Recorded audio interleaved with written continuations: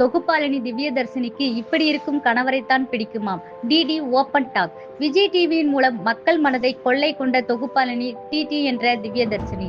ஜோடி number 1 boys vs careless என்ற தொடர்ந்து பல்வேறு நிகழ்ச்சிகளை தொகுத்து வழங்கி வந்த டிடிக்கு காபி வித் ரெடி நிகழ்ச்சிதான் அடையாளத்தை பெற்று தந்தது.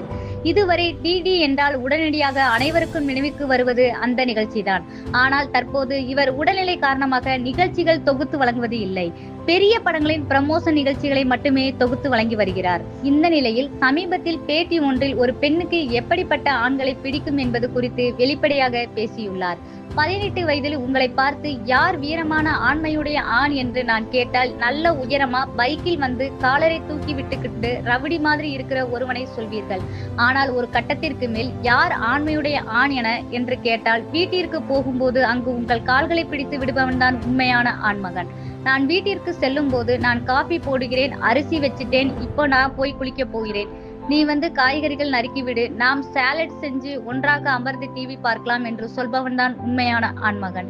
இப்படி ஒருவன் தனது மனைவிக்கு செய்யும் அவனை சுற்றி உள்ளவர்கள் என்னடா இப்படி பண்ணிட்டு இருக்க என்று சொல்லலாம். ஆனால் அந்த பெண்ணை சொல்ல வேண்டியது மனைவியுடன் கணவன் நடந்து கொள்ளும் மனைவியின் கைகளை பிடித்து கொண்டு ஹேண்ட்பேக்கை சுமந்து செல்பவன் தான் ஆண்மையுடைய ஆண் என்றும் திவ்யதர்ஷினி கூறியுள்ளார்.